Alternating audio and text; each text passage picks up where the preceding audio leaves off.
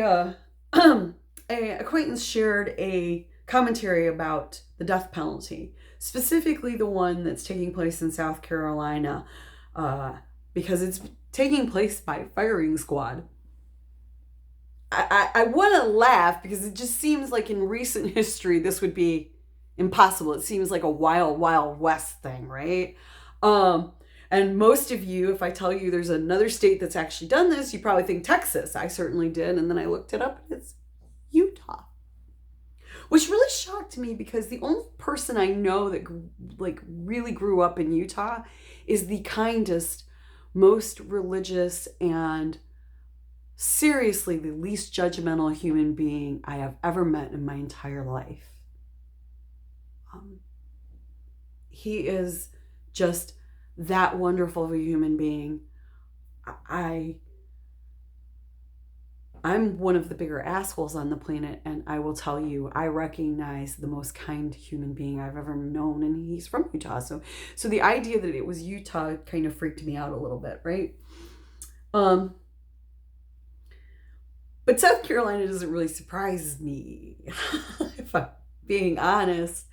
Um, it it's indicative of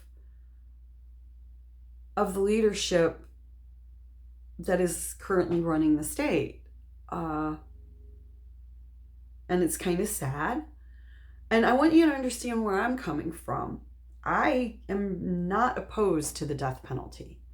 I am not pro death penalty by any means either. I believe in certain situations, like the cases of serial killers, the families of the victims deserve peace. And they don't deserve this guy being worshiped in jail for the rest of his life to torment them. That's my humble opinion.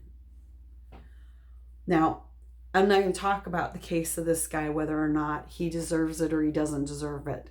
Uh, a jury of his peers decided he did.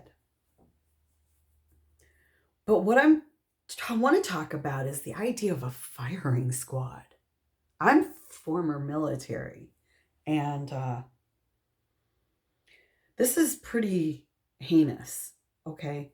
We know for a fact that military snipers suffer from severe stress, more than double, sometimes as much as quadruple, 5 times, 6 times the average combatant, because it's just a very deep and soul altering event every time that it happens. Okay. And the facts are that we know that snipers have to be the most empathetic people to survive this kind of soul beating. Okay.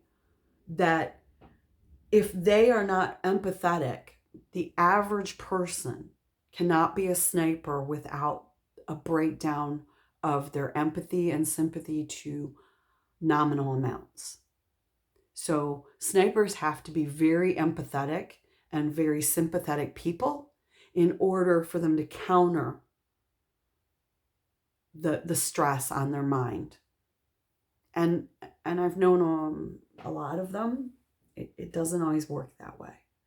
Okay, the DC sniper was one that a lot of people believed that it was drug enhanced from some of the drugs that the military gives us. And while I understand that, he and the people around him suffered immensely because he changed mentally. Whether or not he was capable and had the empathy levels beforehand is debatable. But the other side of that coin, which is why I bring up the DC sniper, is that the people that survive a event like that, okay,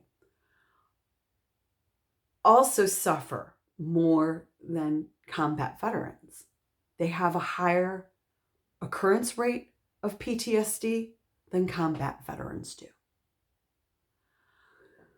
So I'm picturing how this plays out when the victim's family is supposed to witness it, and they want to witness the end of this person's life to give them closure often. Some don't, but those that do, what kind of havoc will this kind of death penalty application take on their psyches? What kind of horrible community believes that's the best method to torture the people who carry it out? Or do we just have monsters do it in the first place? Let alone how it affects the people that have to witness it. I am not a fan of any of our death penalty methods because I think we intentionally make them painful. We intentionally use a Molotov cocktail when we could simply use a drug that makes them go to sleep and they die in their sleep of an overdose. But we don't do that because we want to watch the whole thing play out, like morbidly. I don't understand that. I personally don't. If you do, maybe you want to explain it. I don't know. I'm not sure that anyone, I've had people try to explain why they think we do it the harder ways. But this is by far the hardest way to do it. I don't understand why we would want to do that. I don't know if you understand why we would want to torture 3 individuals that have to carry it out, why we would want to torture their families with the psych issues that will follow, why we would want to torture the families of the victims.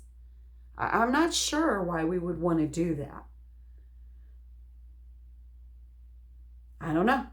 I really don't. But think about it. Peace.